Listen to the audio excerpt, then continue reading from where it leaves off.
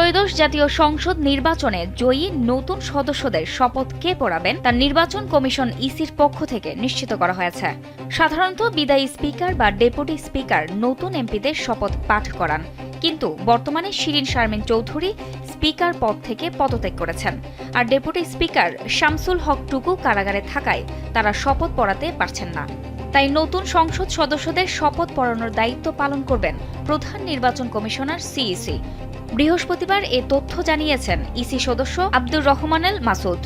সংবিধান অনুযায়ী ৩ দিনের মধ্যে স্পিকার বা তার মনোনীত কেউ শপথ পড়াতে না পারলে পরবর্তী ৩ দিনের মধ্যে প্রধান নির্বাচন কমিশনার শপথ পাঠ করাতে পারবেন।